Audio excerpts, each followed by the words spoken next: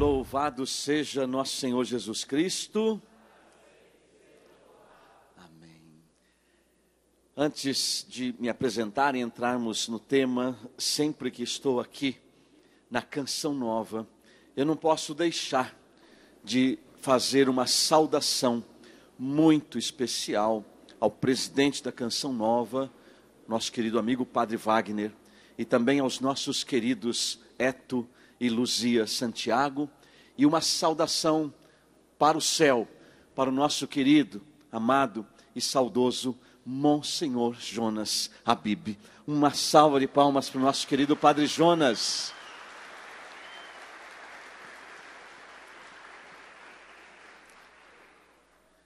Se você não teve oportunidade ainda, lá embaixo do santuário Pai das Misericórdias está o túmulo do Padre Jonas. É um lugar de bênção e de graças. Ele no céu está trabalhando muito. Então, se você não passou por lá, depois dá uma passadinha. Peça a intercessão do nosso querido Padre Jonas pela sua vida e pela sua família.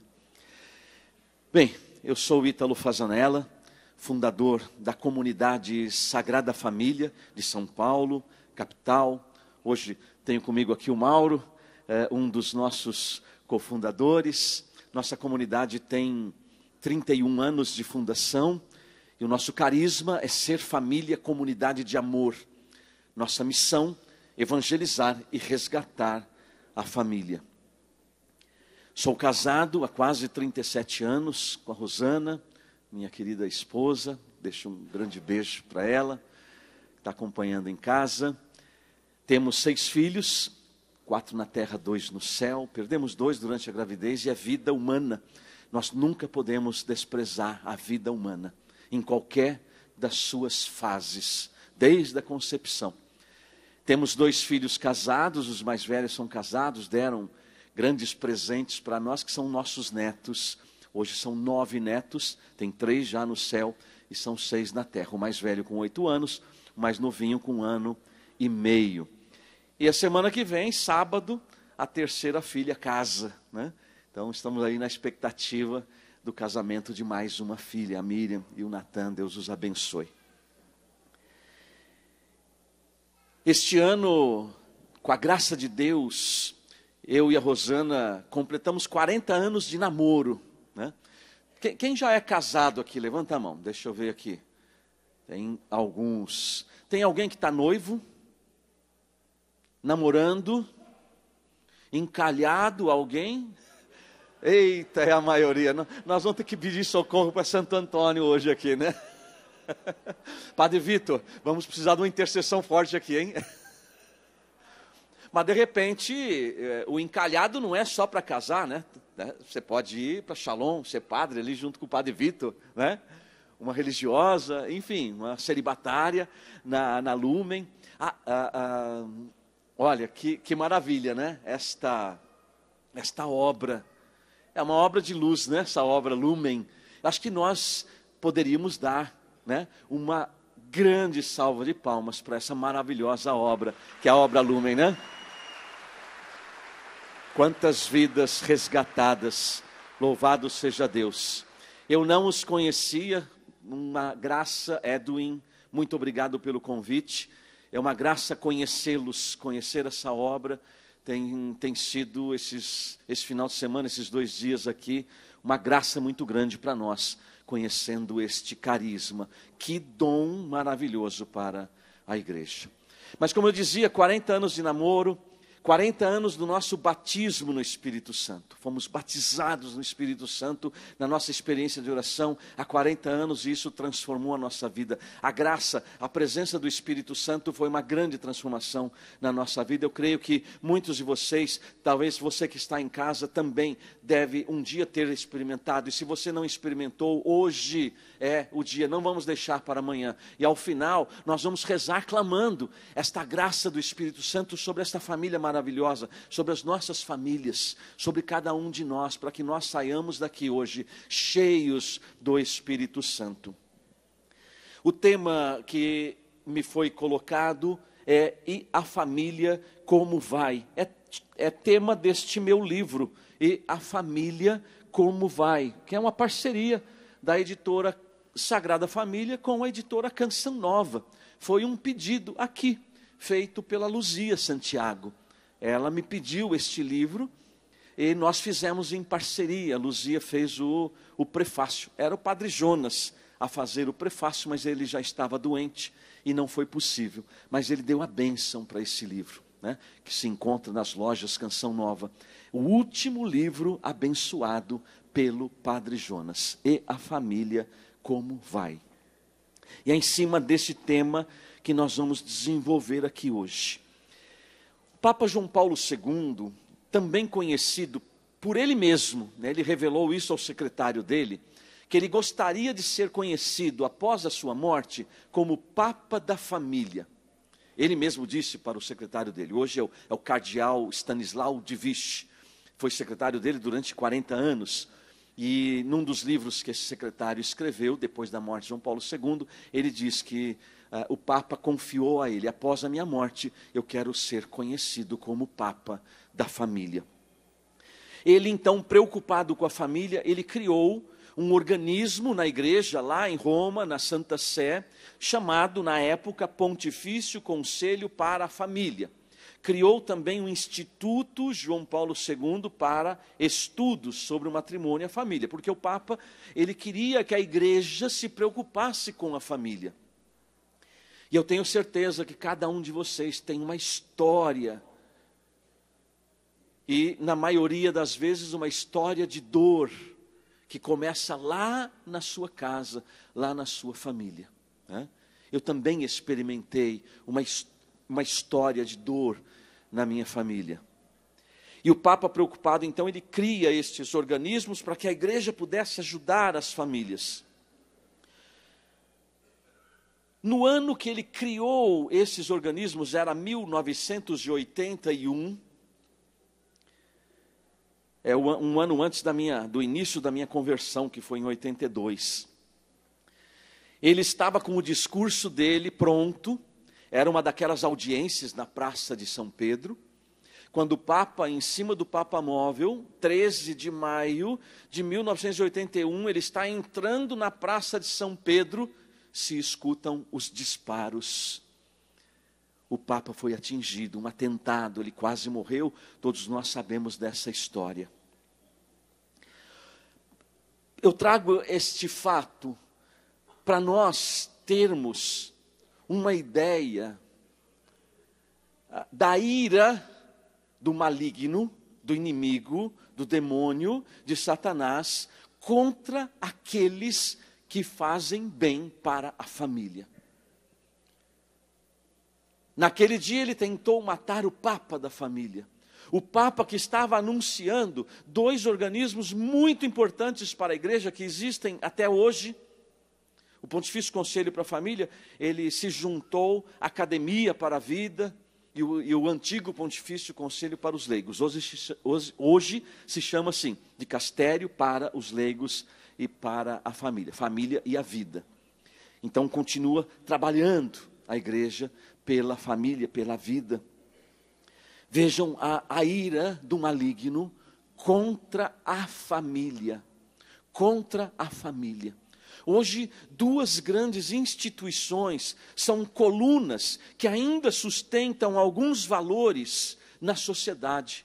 E essas colunas são a igreja e a família. E nós vamos perceber que são as duas instituições mais atacadas hoje. Mais atacadas. Você vê nos noticiários, você entra na internet, você vai ver, é ataque contra a família, é ataque contra a igreja, é perseguição contra cristão, é cristão que não pode rezar, é cristão sendo perseguido, é cristão sendo morto, são leis aprovadas contra a família, é o aborto que toda hora quer ser aprovado aqui no Brasil e em tantos outros lugares. Então, é tudo contra a vida e contra a família, e contra a igreja. Há uma estatística que mostra que no nosso tempo atual, como em nenhum outro tempo da história da humanidade, se mataram tantos cristãos, ou se matam tantos cristãos. A gente fala muito, e foi muito importante, os mártires dos primeiros séculos do cristianismo. que o sangue dos mártires é fruto para o nascimento de novos cristãos. Mas no tempo atual, nunca se matou tantos cristãos. Nunca se perseguiu tantos cristãos como hoje. Então nós estamos, meus irmãos, num tempo desafiador para nós. Ou eu assumo a fé que um dia eu recebi, ou eu não vou ser nada. Ou pela fé eu assumo, ou o inimigo vai me derrotar. Só que nós estamos aqui para todos juntos proclamarmos essa grande verdade. Com Deus tem jeito. Vocês conseguem repetir comigo, mas bem forte? No 3, tá bom? 1, 2, 3. Com Deus tem jeito. Amém. Eu creio nisto. Você crê? Amém? É isto. Nós temos ainda ligado a essa questão da família. O Papa João Paulo II, quando cria o Pontifício Conselho para a Família, ele confia ao cardeal Caffarra, não era cardeal na época, já falecido, cardeal Caffarra, ele confia o Pontifício Conselho para a Família. Foi o primeiro prefeito desse dicastério, desse organismo. Aí o cardeal Caffarra, ele escreve uma carta para a irmã Lúcia, aquela vidente de Fátima, né? Em 1917, Nossa Senhora apareceu em Fátima, Portugal, para os 3 pastorinhos. Lúcia era um deles. Ela estava no Carmelo, no convento, monja de oração, né? Ele escreve uma carta pedindo oração por essa nova missão que o Papa estava confiando a ele. Ele não esperava a resposta, ele só pediu oração. Mas, para surpresa dele, Lúcia escreve uma carta em resposta à carta dele. E no final dessa carta, Lúcia diz assim: lembram? O atentado do Papa João Paulo II foi no dia da aparição de Nossa Senhora de Fátima, em 81, 13 de maio. Virá um momento em que o confronto decisivo entre Cristo e o reino de Satanás será sobre o matrimônio e a família. Aqueles que trabalharem pelo matrimônio e pela família irão sofrer tribulações e perseguições. Mas, padre, não tenha medo, porque Nossa Senhora já lhe esmagou a cabeça de Satanás. Glória a Deus, aleluia. Vejam, é uma carta revelação de Lúcia. Leio novamente para vocês.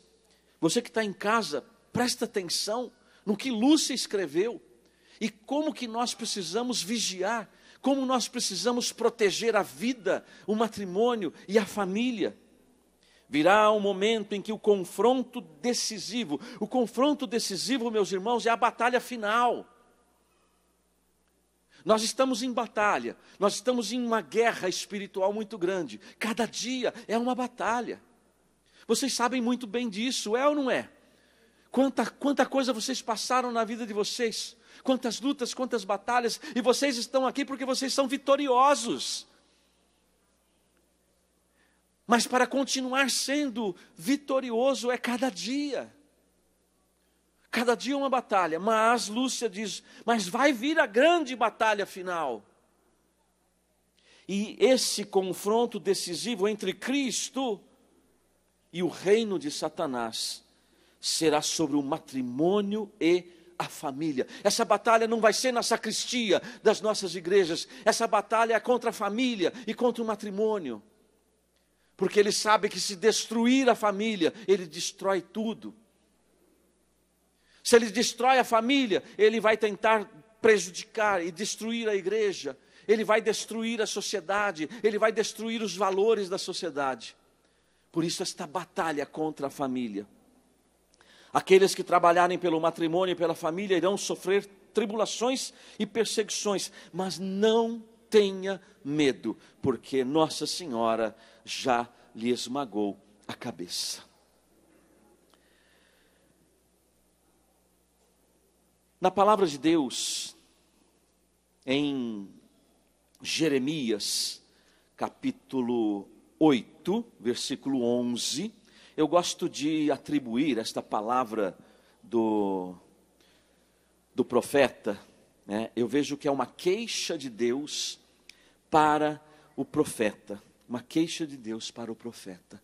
Então, Jeremias 8, 11 diz assim: tratam sem cuidado da ferida da filha do meu povo, e dizem, vai tudo bem, quando vai tudo mal.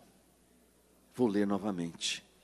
Tratam sem cuidado da ferida da filha do meu povo, e dizem, vai tudo bem, quando vai tudo mal.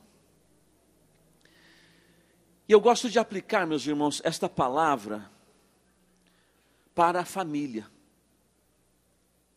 As feridas da família. Quantas feridas nós trazemos em nossas vidas, e eu tenho certeza que vocês que estão aqui na Canção Nova hoje, já foram curados de muitas feridas. Mas quantas feridas as famílias trazem, carregam? Feridas de abandono, feridas de violência,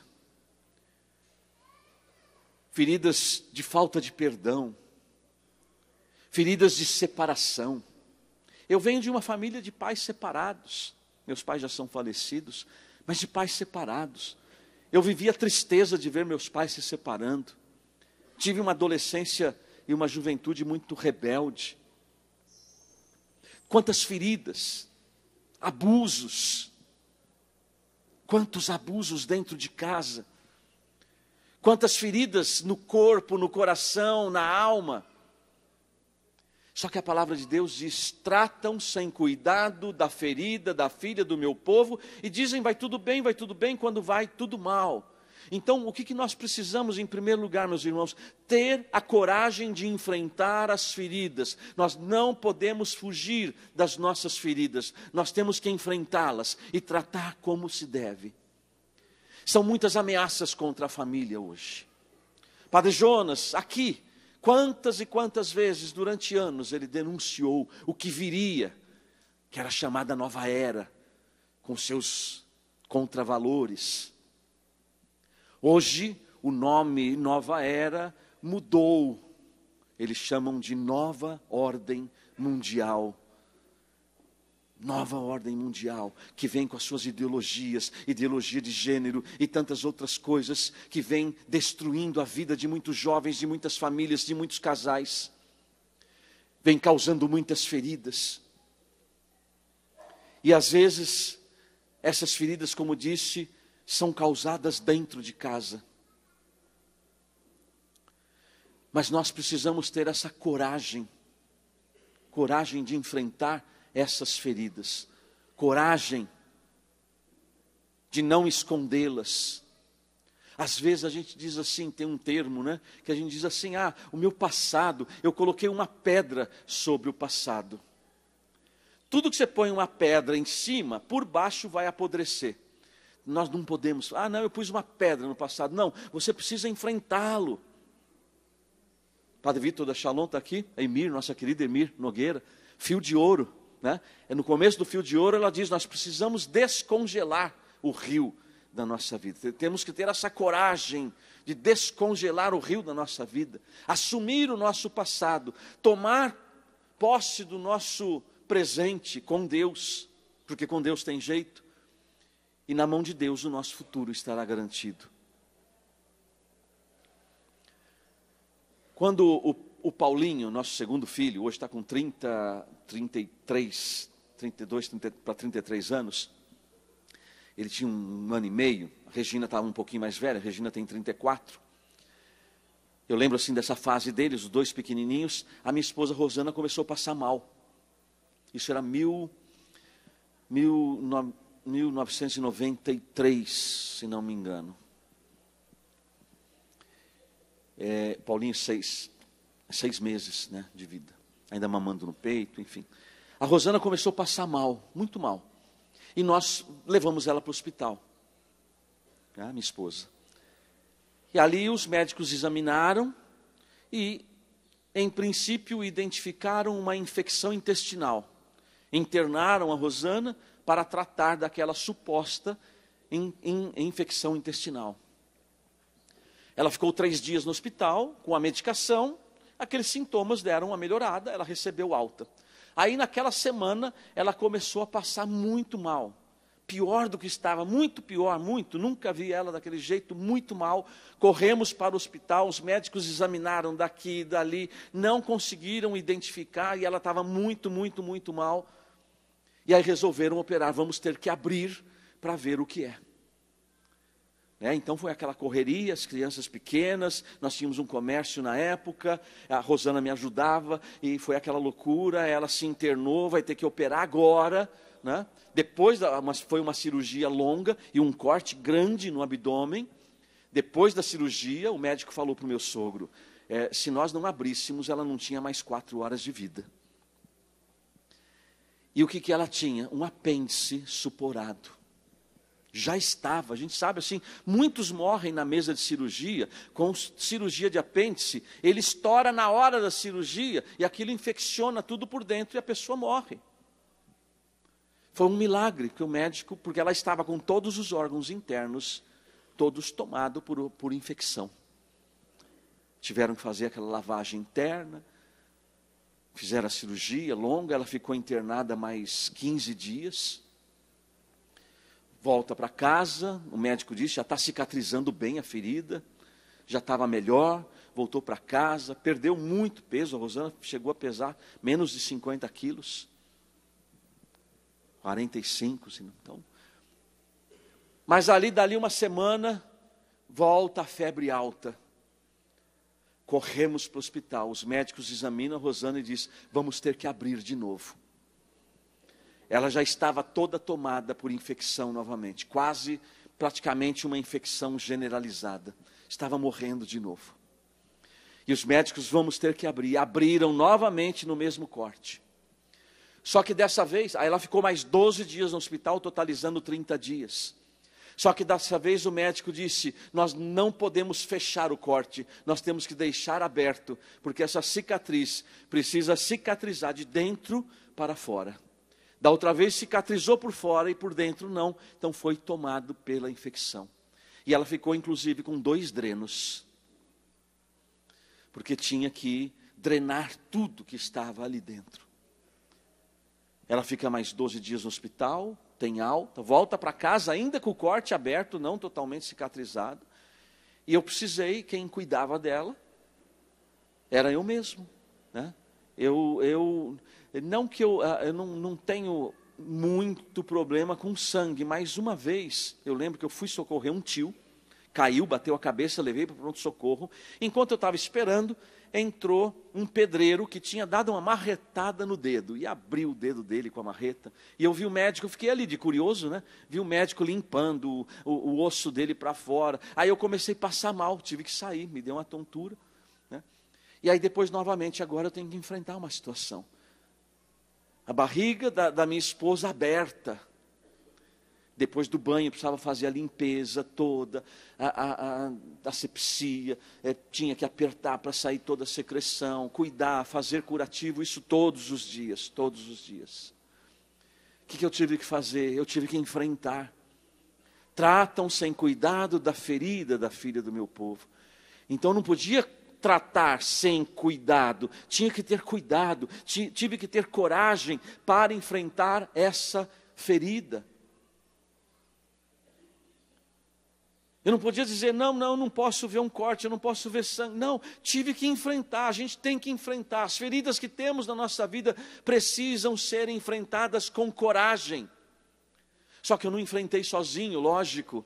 Quantas vezes eu fechava a loja, deixava as crianças com a minha sogra. Naquela época, 94, meus irmãos, acho que a maioria de vocês nem conheceu isso. Fralda de pano. Fralda de pano.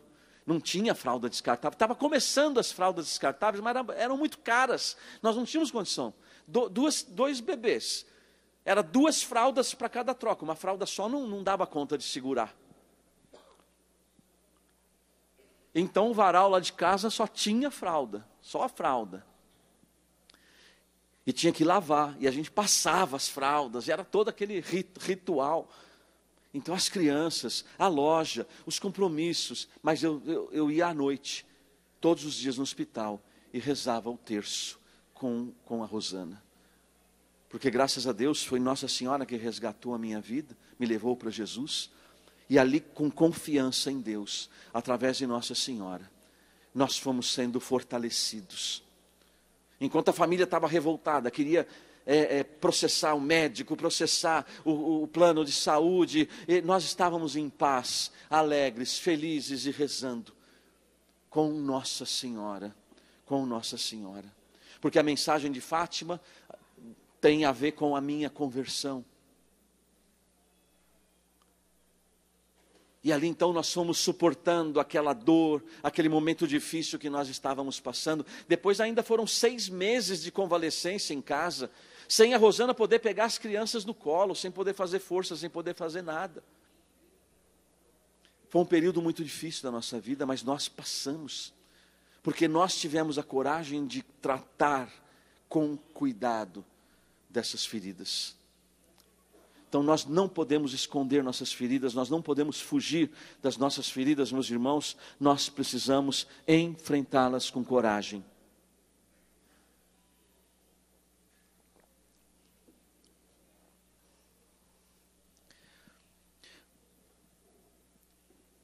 Porque muitas vezes aquilo que nós temos que enfrentar não são somente nossas fraquezas, nossas feridas, nossas mágoas.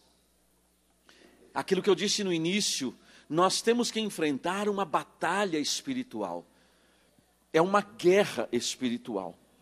Veja o que o arcanjo Rafael disse para Tobias. Está lá no livro de Tobias, capítulo 6, versículo 16 e 17. Tobias 6, 16, 17. É o arcanjo Rafael dizendo para Tobias. O anjo respondeu-lhe: ouve-me, e eu te mostrarei sobre quem o demônio tem poder. São os que se casam, banindo Deus do seu coração e do seu pensamento, e se entregam à sua paixão como o cavalo e o burro, que não tem entendimento. Sobre estes, o demônio tem poder. Palavra do Senhor. Vejam, é uma verdade trazida pelo arcanjo Rafael. Ouve-me, e ele diz para nós hoje, meu povo, ouve-me e eu te mostrarei sobre quem o demônio tem poder. É sobre quem se casa deixando Deus de lado. Deixando-se guiar pelas suas paixões.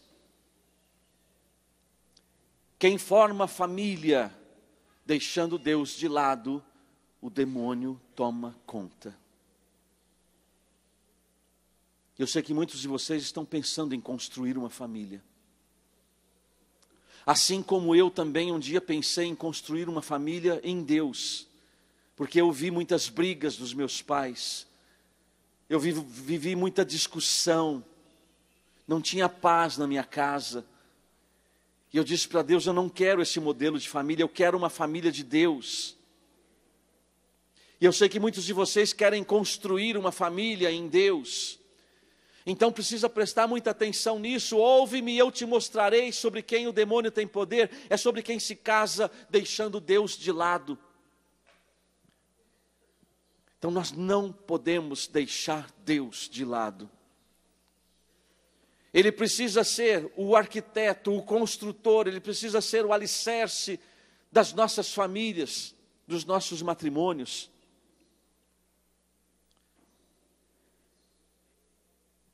Nós temos que lutar pela família, meus irmãos. Em todas as esferas, aonde você está, na escola, na faculdade. As universidades hoje estão completamente degradadas por causa das ideologias. Nós precisamos devolver valores para a universidade, para a escola, para os professores. Chega de militância. Precisamos devolver dignidade aos nossos jovens e às famílias. Precisamos proteger a vida. Precisamos proteger o matrimônio e a família. Em todas as áreas, aonde você estiver. No campo econômico, social, político. Papa João Paulo II, na Familiares Consórcio, ele vai dizer que a família que não exerce a sua vocação política, ela vai ser vítima da sua omissão. Hoje no Brasil, infelizmente, nós estamos sendo vítimas de um sistema. Não é de um governo, é um sistema corrupto, que só faz as coisas contra a família, contra a vida, contra o matrimônio. Mas nós estamos sendo vítimas, porque as famílias do Brasil se omitiram. João Paulo II já tinha dito isso: as famílias que se omitem da sua vocação política, elas serão vítimas da sua omissão. Chega de sermos vítimas da nossa omissão, precisamos assumir a nossa vocação. E a partir daqueles que acreditam que com Deus tem jeito, nós vamos mudar o nosso país. E nós podemos mudar o mundo. Mas depende de nós. Nós não podemos achar, não, ele lá que tem que mudar o mundo. Não, sou eu. Quando eu rezo, vinde Espírito Santo, enchei os corações dos vossos fiéis, e acendei neles o fogo do vosso amor. Enviai o vosso Espírito, e tudo será criado. E renovareis a face da terra. Quando nós acolhemos o Espírito Santo, aí você pode perguntar, mas o que eu posso fazer para renovar a face da terra? Meus irmãos, aqui, olha, onde você está pisando. Esta face da terra, onde eu estou pisando, aonde eu estou, aonde eu vivo, na minha família, na minha comunidade, é esta face da terra que eu preciso transformar. Cada um de nós, onde você está, com a graça do Espírito Santo, com a presença do Espírito Santo, você renova onde você está. E lógico, a nossa oração também chega longe. E renovareis a face da terra. Com as armas que Deus nos dá. Com a espada do Espírito. Com a armadura de Deus, e esta potência do Espírito Santo em cada um de nós, nós vamos transformar esta face da terra. Esse é o dever social das famílias, dito, exortado, por nada mais, nem menos, ninguém mais, ninguém menos do que o Papa da família, São João Paulo II. Eu disse para vocês que Nossa Senhora, a mensagem de Nossa Senhora de Fátima está na história da minha conversão. Falei dos meus pais, da minha família, né, a quem sempre amei muito, rezo muito pela alma deles. Mas eu cresci nesse ambiente, e cresci um jovem, um adolescente, um jovem revoltado. Conheci um grande amigo, somos amigos até hoje. Iniciou a comunidade conosco, Aloísio do Nascimento. Deixo um grande abraço para ele. Está morando aqui do lado, Pindamonhangaba. Há 52 anos somos amigos. E ele vinha de uma família de pais católicos, praticantes, e eu vinha dessa família desestruturada. E nós nos conhecemos na escola, com 8 anos de idade, no 2º ano primário. Deus, Ele coloca algumas amizades na nossa vida. Às vezes a gente acaba seguindo a amizade que não deveria, né? Mas lógico, nós também passamos por esse processo. Tem uma música antiga que diz: hoje o mundo oferece caminhos demais. Apesar do Aloysio ser de família católica, praticante, eu não, nós juntos começamos a ir para o caminho errado. Começamos a fumar, começamos a beber, bebia demais, né? Eu hoje não bebo nada de álcool já há mais de 35 anos, uns 36 anos. Eu costumo dizer assim, né, quando alguém me oferece uma taça de vinho, não faz mal você tomar uma taça de vinho, mas eu costumo dizer assim, Cleto, que até os 18 anos eu tomei toda a minha cota para o resto da vida, então eu não tenho mais direito. E Jesus me pediu isto, e eu acolhi o pedido de Jesus, eu deixei completamente, porque eu bebia demais, de passar mal, de ficar caído. E a gente então entrou para isso, começamos a fumar, começamos a beber, os amigos da rua começaram a oferecer os primeiros cigarros de maconha, e isso eu estou falando lá na década de 80, eu sei que vocês experimentaram coisas muito mais pesadas, enfrentaram coisas muito piores, mas eu estou falando ali da década de 80, início da década de 80, 81, 82, e nós vivíamos assim, o que alguns jovens chamam hoje de vida louca. Para nós era aquela vida louca. A gente saía tocando horror na rua, quebrava as coisas, vidraça, carro. O que a gente fazia arruaça na rua, bêbados, em cima de moto. Era assim a nossa vida, era a nossa alegria. E estava na bebida, no início das drogas. Quantas vezes misturamos comprimidos com bebida alcoólica e tudo mais. Mas aí, uma noite, nós estudávamos juntos. Sim, teve o fato de uma das nossas bebedeiras, o Aloysio não voltou para o trabalho. A mãe dele veio atrás dele, sabia que ele estava lá em casa, muito brava. E a partir daquele dia, o pai dele, já falecido, Deus o tenha, grande José Antônio,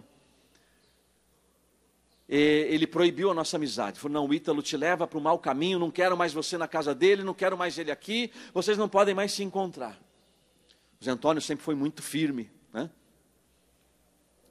E nós conversávamos escondidos na escola, porque a gente estudava junto. As irmãs dele estudavam juntos conosco. E elas não podiam ver a gente junto, porque iam dedurar para o pai. A gente se encontrava atrás da escola para conversar, bater papo. E numa dessas noites, o Aloysio me fez um convite. Ele disse que os pais tinham lido a história de Nossa Senhora de Fátima. E no conjunto de todas aquelas aparições de Fátima, Nossa Senhora com Jesus revelam a devoção ao Imaculado Coração de Maria, a devoção dos primeiros sábados do mês, onde tem a promessa de Nossa Senhora. E o Aloysio me explicava isto, que aqueles que rezassem o rosário no primeiro sábado do mês, durante 5 meses, confessassem, participassem da missa, comungassem, fizessem companhia a Nossa Senhora prometeu assistir na hora da morte, com todas as graças necessárias para a salvação daquela alma.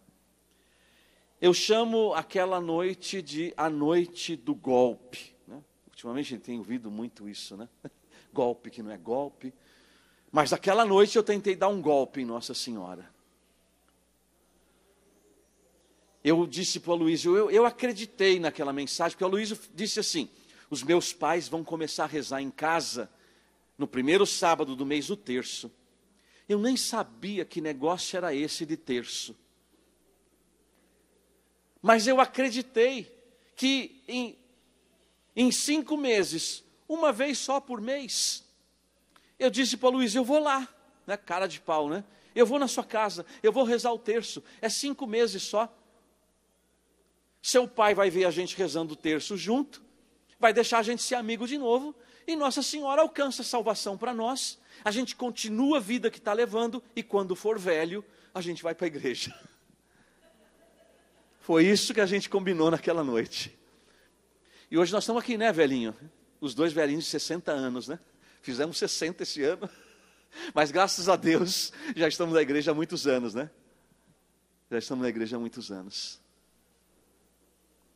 Mas eu fui, cara de pau, né? Na casa do Aloísio, para rezar o terço. E naquele ano de 82 entramos na Legião de Maria, no grupo de jovens. Mas por causa do pai do Aloísio. Ele, a Rosana entrou, as irmãs dele, o irmão da Rosana. Nós não namorávamos ainda. Mas mais por causa do pai do Aloísio. A Legião de Maria reza muitos terços nas casas. E nós íamos, mas a gente bagunçava, a gente aprontava tudo, levava bronca toda hora. Mas olha, aqueles terços mal rezados, aquele desejo que aos poucos começou a vir no meu coração, um desejo de oração, não era muito grande, mas eu estudava à noite, aí voltava, deitava na cama, fiz um compromisso com Nossa Senhora, acho que ela falou, lá vem outro golpe, né? Eu disse para ela, mãe, eu vou tentar rezar nessa semana 10 do terço, 10, só 10, né? E eu tentava, né? Eu tentava rezar 10 do terço, 10 só, né? Só 10. Só que eu acabava dormindo na 2ª, 3ª Ave Maria. E eu queria, naquela semana, rezar 10, na outra semana, rezar 2 dezenas, e assim por diante, até conseguir o feito olímpico de rezar um terço inteiro. Mas eu dormia. Na Legião de Maria, aqueles terços mal rezados, mas Nossa Senhora é uma mãe que nos ama. Tem aqui até a imagem dela, né?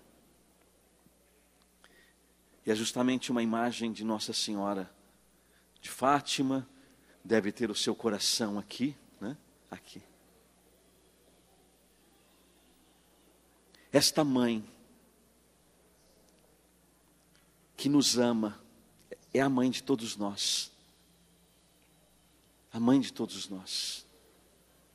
Ela aceitou aqueles terços mal rezados, aquelas Ave Marias mal rezadas, mas o terço foi a corda, eu costumo dizer, foi a corda que Nossa Senhora usou para me tirar daquela lama de pecado que nós estávamos, daquela vida que nós estávamos levando, e foi aumentando esse meu desejo de oração, essa minha devoção a Nossa Senhora, esse meu amor a Nossa Senhora, até o ponto em que, em um dado momento, eu sentia que estava faltando alguma coisa ainda. Está faltando alguma coisa. E essa coisa era o Espírito Santo. E aí recebemos um outro convite. Olha como é importante convidar as pessoas. A cozinheira do nosso pároco convidou os pais do Aloísio para participar de um seminário de vida no Espírito e de uma experiência de oração. O Aloísio foi, os pais dele foram. Porque naquele ano eu não consegui participar de tudo, porque eu estava servindo o exército. Então, por conta das escalas e tudo, eu não consegui acompanhar. Aí o Aloísio vai para a experiência de oração, ele volta transformado, curado, maravilhado. Quando eu vejo o Aloísio voltando daquele jeito, transformado na sua vida, eu disse, eu quero isso para mim. E pude no ano seguinte, 84, começamos a caminhar em grupo de oração. Aí fiz um pequeno seminário naquele ano, e no ano seguinte fiz o seminário inteiro de vida no Espírito, a experiência de oração, e no dia 26 de maio de 85, quando as pessoas no final daquela experiência rezaram por mim, eu fui batizado no Espírito Santo, recebi esta efusão do Espírito Santo que transformou definitivamente a minha vida. Só o Espírito Santo tem esse poder de transformar as nossas vidas, de nos ajudar a vencer todo o mal. Eu quero duas passagens finais citar João Paulo II e o Catecismo da Igreja Católica. Todas essas passagens estão no livro E a Família, Como Vai.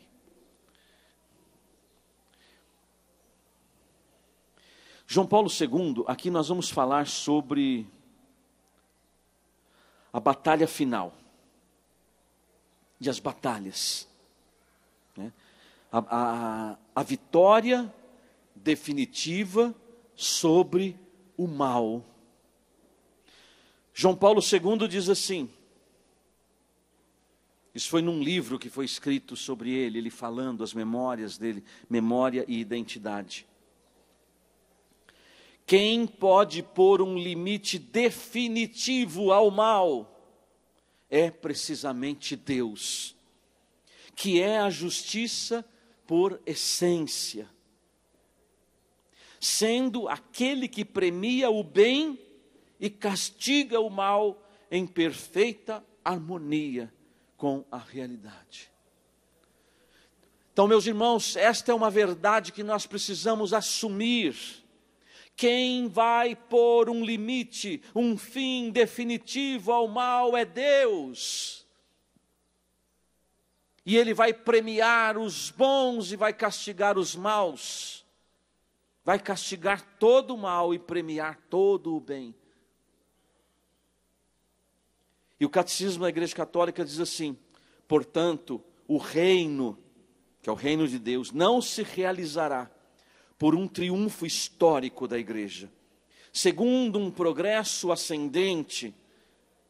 Não vai ser pelos nossos esforços que nós vamos vencer o mal. Os esforços da igreja, não que a gente não tenha que se esforçar, mas não é esse esforço humano que vai trazer a vitória final. Mas, continua o catecismo, por uma vitória de Deus sobre o desencadeamento último do mal, que fará a sua esposa, que é a igreja, descer do céu. O triunfo de Deus sobre a revolta do mal assumirá a forma de juízo final, depois do derradeiro abalo cósmico desse mundo que passa. Amém? Temos que crer nisso, meus irmãos. E para crer nisso, nós precisamos daquele que nos deu o dom da fé, daquele que nos dá todos os dons, daquele que nos dá todos os carismas, daquele que nos deu o carisma Sagrada Família, daquele que deu a vocês o carisma Canção Nova, o carisma Shalom, o carisma Obra Lumen. Nós precisamos da graça do Espírito Santo. Vamos nos preparando? Vamos clamar esse Espírito Santo sobre nós. Convido você a ficar em pé. Abre seu coração. Abre seus braços e diz: vem, Espírito Santo. Transforma definitivamente a minha vida. Eu quero construir uma família em Deus, porque com Deus tem jeito. Vem, Espírito Santo, vem sobre nós, vem sobre a minha família, vem sobre todos os meus familiares, vem sobre a minha vida, vem sobre a minha mente, vem sobre o meu coração, vem sobre o meu corpo. Quando Deus entra com o seu Espírito Santo, todo o mal é obrigado a sair. Queira ou não queira, o mal sai. Quantas vezes viu o Padre Jonas dizendo: cada Ave Maria do terço é um passo que o demônio dá para longe da sua vida. E se você reza o terço todos os dias, são 50 Ave Marias, são 50 passos cada dia que o inimigo se afasta de você. Então não tenha medo de enfrentar essa batalha, mas precisamos da força do alto, que é o Espírito Santo. Cantemos com o coração aberto. Vem, Espírito Santo. Espírito Santo, vinde falar em mim. Espírito Santo, vinde falar em mim.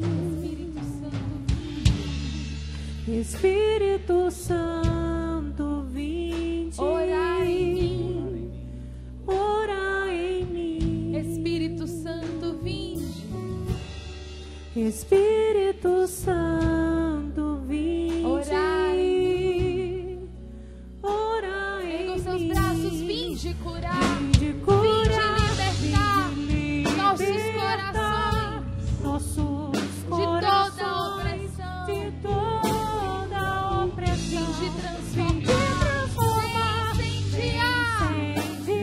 Traz fogo do céu neste lugar. neste lugar. Incendeia, Espírito Santo, nossas vidas. Incendeia,